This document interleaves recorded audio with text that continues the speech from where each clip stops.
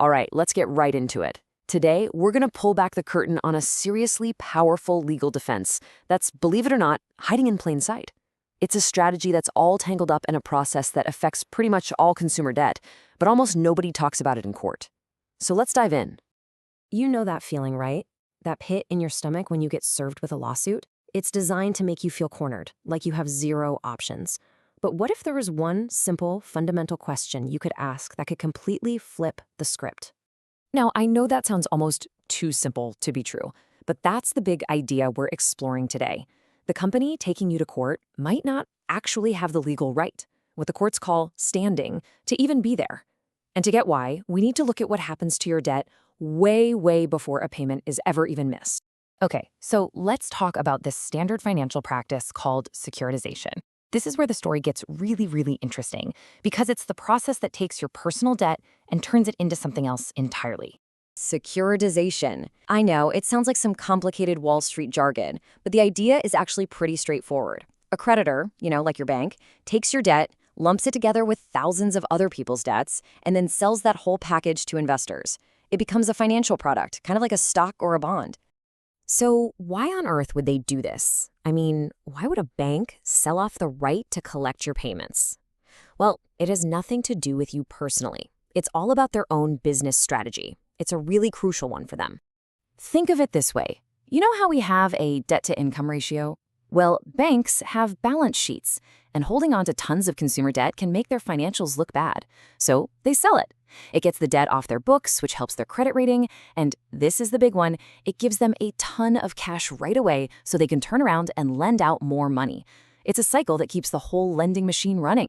So let's trace the journey step by step. It all starts with you opening a credit card. Then the bank, your original creditor, bundles your account into this giant portfolio with thousands of others.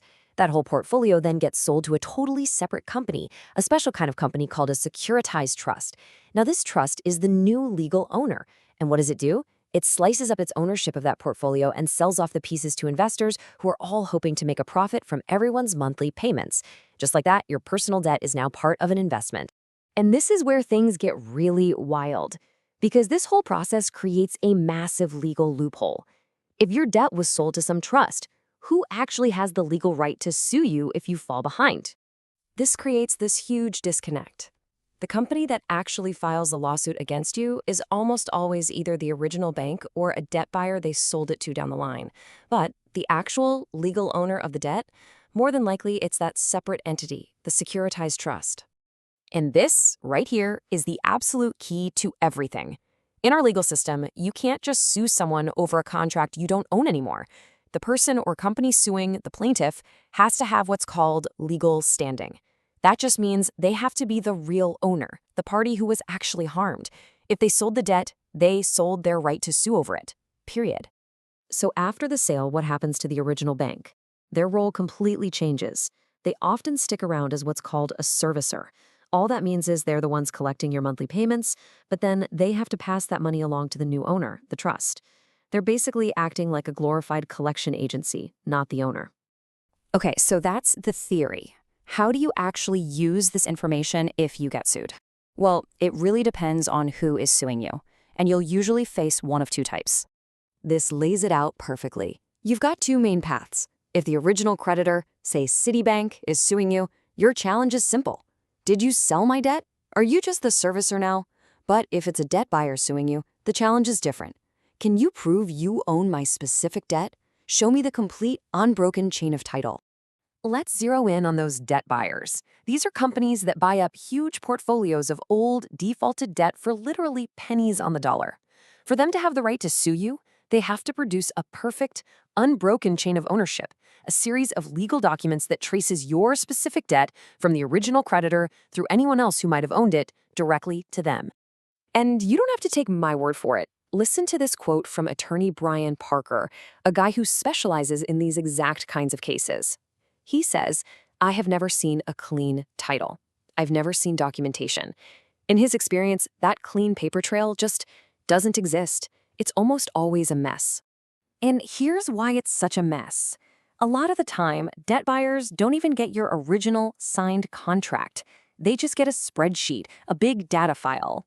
They might get a single piece of paper saying they bought a portfolio with thousands of accounts, but they rarely get the specific legal document that proves your account was in that sale. The paper trail just turns into this tangled, impossible-to-verify web. The quality of the proof they do manage to bring to court can be, frankly, shocking. There's this one incredible story from an attorney that just perfectly shows how unreliable these records really are. So this lawyer is in the middle of a trial, and to prove a point about the records, he had actually gone in and changed his client's name in the data files to Mickey Mouse, and nobody on the debt buyer's legal team even noticed. The judge was about to rule against his client when he spoke up and said, "Your Honor, if you hold the paperwork up, you'll see that Mickey Mouse is the owner."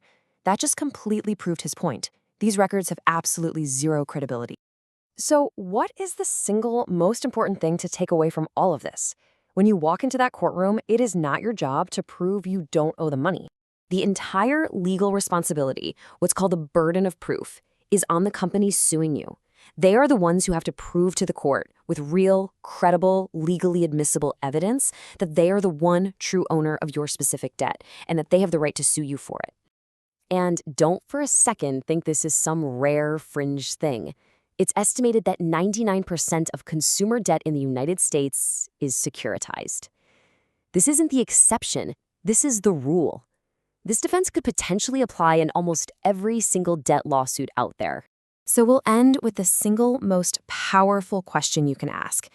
The company suing you will always stand up in court and say they own the debt. But when you think about the incredibly complex, hidden journey that debt really takes, the real question is, can they actually prove it? Thanks for tuning in.